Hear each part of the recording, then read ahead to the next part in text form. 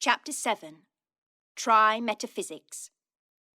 After a long avoidance of the painful subject, the king and queen resolved to hold a council of three upon it, and so they sent for the princess. In she came, sliding and flitting and gliding from one piece of furniture to another, and put herself at last in an armchair, in a sitting posture. Whether she could be said to sit, seeing she received no support from the seat of the chair, I do not pretend to determine. "My dear child," said the king, "you must be aware by this time that you are not exactly like other people." "Oh, you dear funny papa, I have got a nose and 2 eyes and all the rest, and so have you, so has mamma." "Now be serious, my dear, for once," said the queen. "No, thank you, mamma, I had rather not." "Would you not like to be able to walk like other people?" said the king.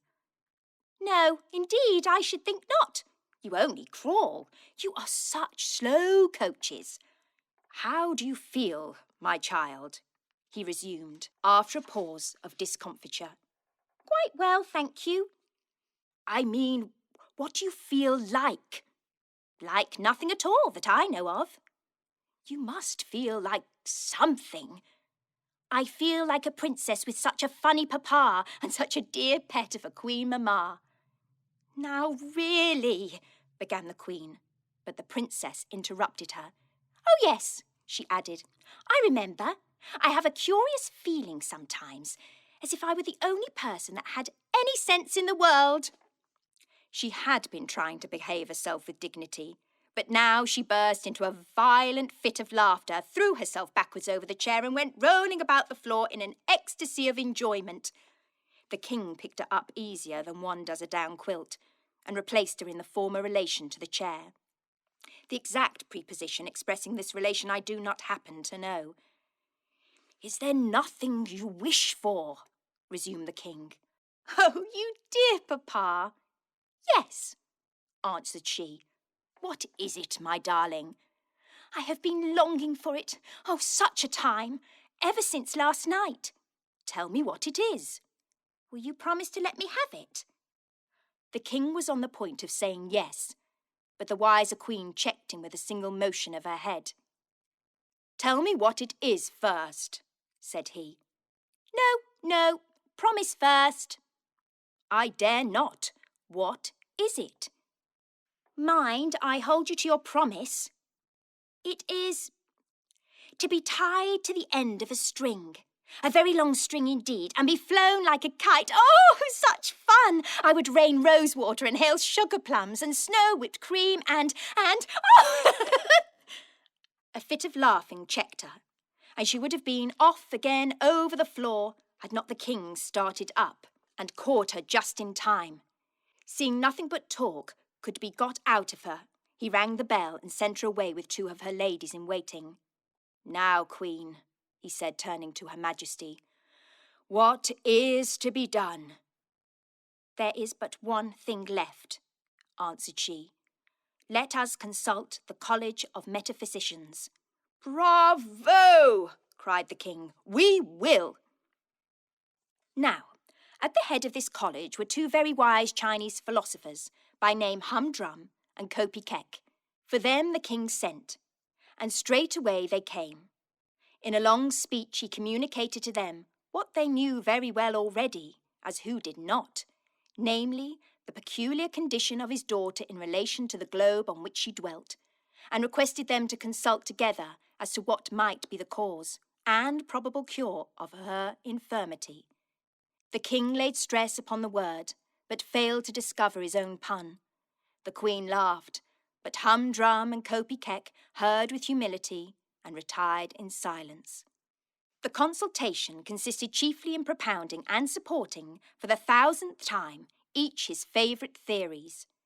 For the condition of the princess afforded delightful scope for the discussion of every question arising from the division of thought.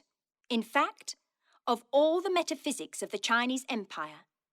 But it is only justice to say that they did not altogether neglect the discussion of the practical question. What was to be done? Humdrum was a materialist, and Kopi Kek was a spiritualist. The former was slow and sensuous. The latter was quick and flighty. The latter had generally the first word, the former the last. "I reassert my former assertion," began Kopy Keck with a plunge. "There is not a fault of the princess body or soul, only they are wrong put together. Listen to me now, Humdrum, and I will tell you in brief what I think. Don't speak, don't answer me. I won't hear you till I have done." At that decisive moment, when souls seek their appointed habitations, two eager souls met, struck, rebounded, lost their way, and arrived each at the wrong place. The soul of the princess was one of those, and she went far astray. She does not belong by rights to this world at all, but to some other planet, probably Mercury. Her proclivity to a true sphere destroys all the natural inference which this orb would otherwise possess over a corporeal frame. She cares for nothing here. There is no relation between her and this world. She must, therefore, be taught by the sternest compulsion to take an interest in the earth as the earth. She must study every department of its history. Its animal history, its vegetable history, its mineral history, its social history, its moral history, its political history, its scientific history, its literary history, its musical history, its artistical history, and above all, its metaphysical history. She must begin with the Chinese dynasty and end with Japan. But first of all, she must study geology, and especially the history of the extinct races of animals, their natures, their habits, their loves, their hates, their revenges. She must... Hold! Hold! Roared Humdrum. It is certainly my turn now.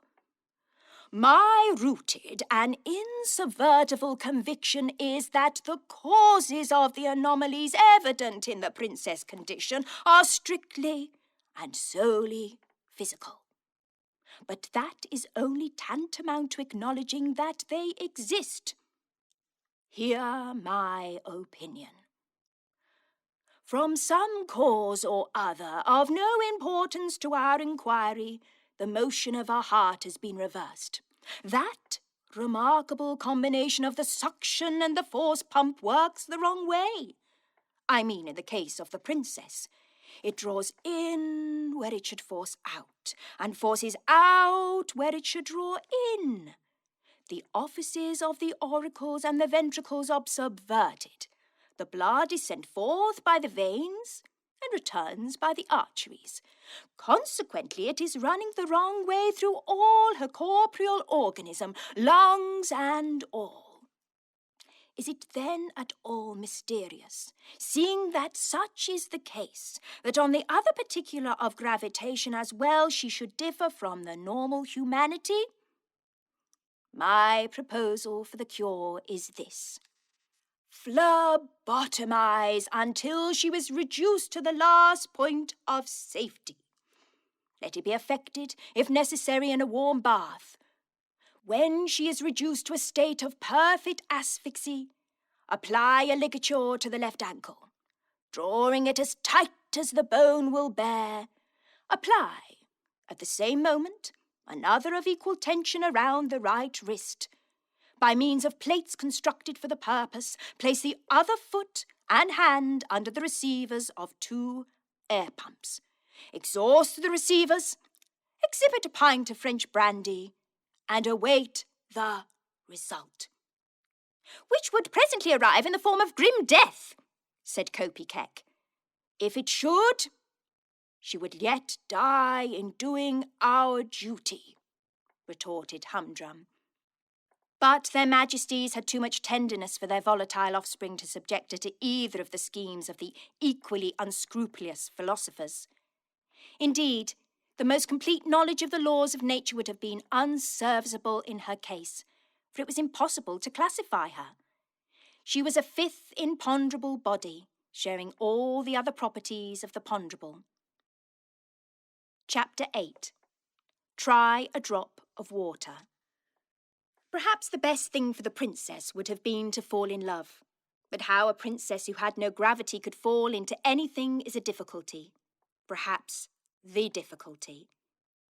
As for her own feelings on the subject, she did not even know that there was such a beehive of honey and stings to be fallen into. But now I come to mention another curious fact about her.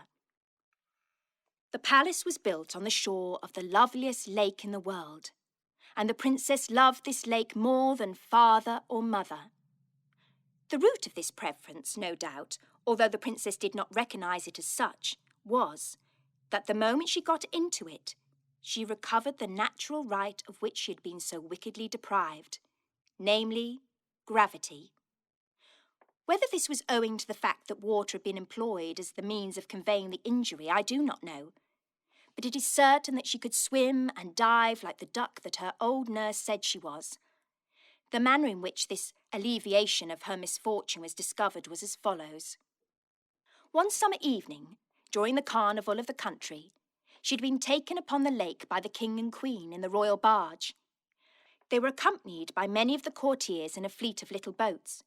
In the middle of the lake, she wanted to get into the Lord Chancellor's barge, for his daughter, who was a great favourite with her, was in it with her father. Now, though, the old king rarely condescended to make light of his misfortune. Yet, happening on this occasion to be in a particularly good humour, as the barges approached each other, he caught up the princess to throw her into the Chancellor's barge. He lost his balance, however, and dropping into the bottom of the barge, lost his hold of his daughter, not, however, before imparting to her the downward tendency of his own person, though in a somewhat different direction. For as the king fell into the boat, she fell into the water. With a burst of delightful laughter, she disappeared in the lake. A cry of horror ascended from the boats. They had never seen the princess go down before. Half the men were under water in a moment. But they had all, one after another, come up to the surface again for breath, when tinkle, tinkle, babble and gush came the princess's laugh over the water from far away. There she was, swimming like a swan. Nor would she come out for king or queen, chancellor or daughter. She was perfectly obstinate. But at that same time she seemed more sedate than usual. Perhaps that was because a great pleasure spores laughing. At all events, after this, the passion of her life was to get into the water, and she was always the better behaved and the more beautiful the more she had of it. Summer and winter it was quite the same, only she could not stay so long in the water when they had to break the ice to let her in. Any day, from morning till evening in summer, she might be descried a streak of white in the blue water, lying as still as the shadow of a cloud, or shooting like a dolphin, disappearing and coming up again far off, just where one did not expect her. She would have been in the lake of a night too, if she could have had her way, for the balcony of her window overhung a deep pool in it, and through a shallow, reedy passage she could have swum out into the wide, wet water, and no one would have been any the wiser. Indeed, when she happened to wake in the moonlight, she could hardly resist the temptation. But there was the sad difficulty of getting into it. She had as great a dread of the air as some children have of the water, for the slightest gust of wind would blow her away, and a gust might arise in the stillest moment.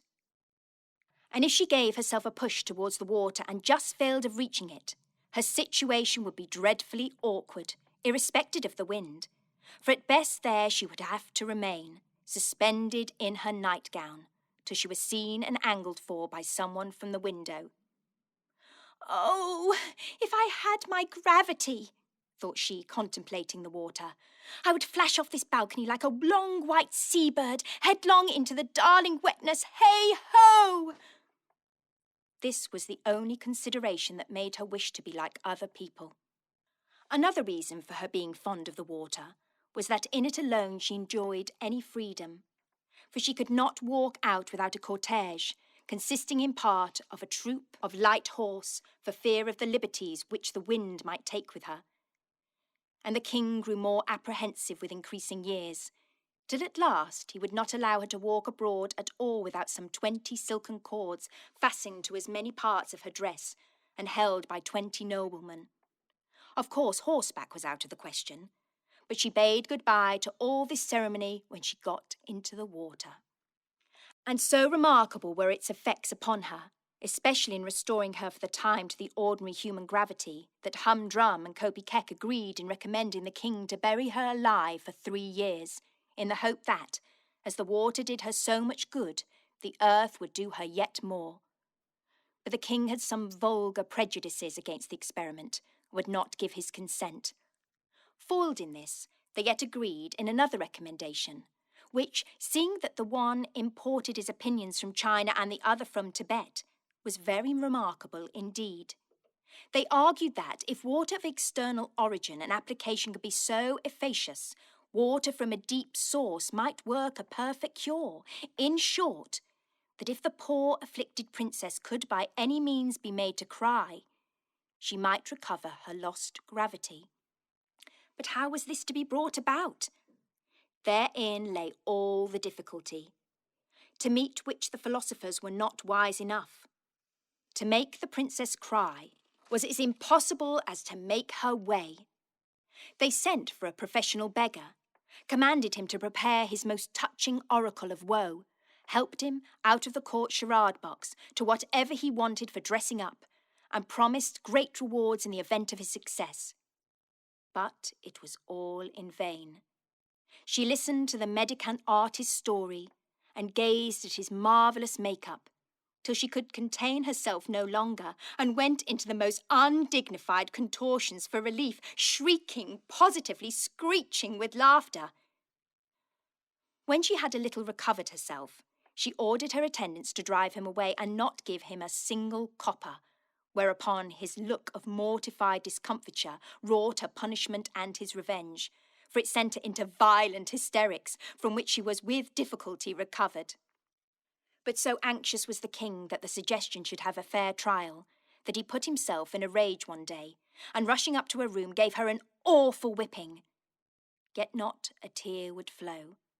She looked grave, and her laughing sounded uncommonly like screaming, that was all.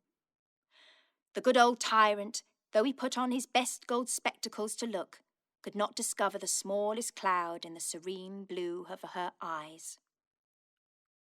Chapter 9. Put me in again. It must have been about this time that the son of a king who lived in 1,000 miles from Lagobel set out to look for the daughter of a queen.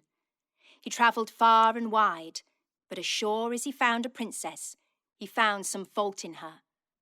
Of course he could not marry a mere woman, however beautiful, and there was no princess to be found worthy of him. Whether the prince was so near perfection that he had the right to demand perfection itself, I cannot pretend to say. All I know is that he was a fine, handsome, brave, generous, well-bred and well-behaved youth, as all princes are. In his wanderings, he had come across some reports about our princess, but as everybody said she was bewitched, he never dreamed that she could bewitch him. For what indeed could a prince do with a princess that had lost her gravity? Who could tell what she might not lose next? She might lose her visibility, or her tangibility, or, in short, the power of making impressions upon the radical sensorium, so that he could never be able to tell her whether she was dead or alive. Of course, he made no further inquiries about her. One day he lost sight of his retinue in a great forest. These forests are very useful in delivering princes from their courtiers, like a sieve that keeps back the bran. Then the princes get away to follow their fortunes. In this they may have the advantage of the princesses, who are forced to marry before they have had a bit of fun. I wish our princesses got lost in a forest sometime. One lovely evening, after wandering about for many days, he found that he was approaching the outskirts of this forest, for the trees had got so thin that he could see the sunset through them, and he soon came upon a kind of heath. Next, he came upon signs of human neighbourhood, but by this time it was getting late, and there was nobody in the fields to direct him. After travelling for another hour, his horse, quite worn out with long labour and lack of food, fell and was unable to rise again. So he continued his journey on foot. At length he entered another wood, not a wild forest, but a civilised wood, through which a footpath led him to the side of a lake. Along this path the prince pursued his way through the gathering darkness. Suddenly he paused and listened. Strange sounds came across the water. It was, in fact, the princess laughing. Now there was something odd in her laugh, as I have already hinted, for the hatching of a real hearty laugh requires the incubation of gravity, and perhaps this was how the prince mistook the laughter for screaming. Looking over the lake, he saw something white in the water, and in an instant he had tore off his tunic, kicked off his sandals, and plunged in. He soon reached the white object and found that it was a woman. There was not light enough to show that she was a princess, but quite enough to show that she was a lady, for it does not want much light to see that. Now I cannot tell how it came about, whether she pretended to be drowning, or whether he frightened her or caught her so as to embarrass her.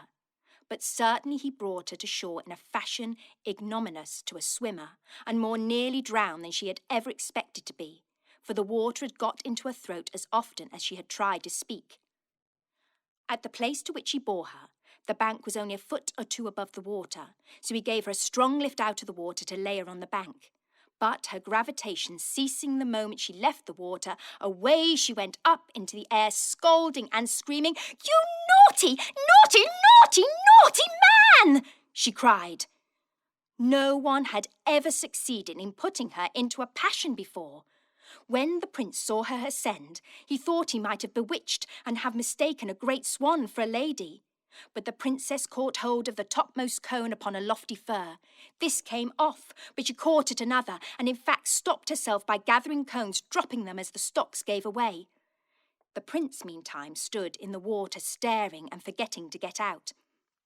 But the princess disappearing, he scrambled on shore and went in the direction of the tree. There he found her climbing down one of the branches towards the stem. But in the darkness of the wood, the prince continued in some bewilderment as to what the phenomenon could be, until, reaching the ground and seeing him standing there, she caught hold of him and said, "I'll tell Papa." "Oh, no, you won't," returned the prince. "Yes, I will," she persisted. "What business had you to pull me down out of the water and throw me to the bottom of the air? I never did you any harm." "Pardon me, I did not mean to hurt you." "I don't believe you have any brains, and that is a worse loss than your wretched gravity. I pity you." The prince now saw that he had come upon the bewitched princess, and had already offended her. But before he could think what to say next, she burst out angrily, giving a stamp with her foot that she would have sent her aloft again but for the hold she had of his arm. "Put me up directly." "Put you up where, you beauty?" asked the prince. He had fallen in love with her almost already, for her anger made her more charming than anyone else had ever beheld her, and as far as he could see, which certainly was not far, she had not a single fault about her, except, of course, that she had not any gravity. No prince, however, would judge of a princess by weight. The loveliness of her foot he would hardly estimate by the depth of the impression it could make in the mud. "Put you up where, you beauty?" asked the prince. "In the water, you stupid," answered the princess. "Come then," said the prince. The condition of her dress, increasing her usual difficulty in walking, compelled her to cling to him, and he could not hardly persuade himself that he was not in a delightful dream, notwithstanding the torrent of musical abuse with which she overwhelmed him. The prince being therefore in no hurry, they came upon the lake at quite another part, where the bank was 25 feet high at least, and when they had reached the edge, he turned towards the princess and said, "How am I to put you in?" "That is your business," she answered quite snappishly.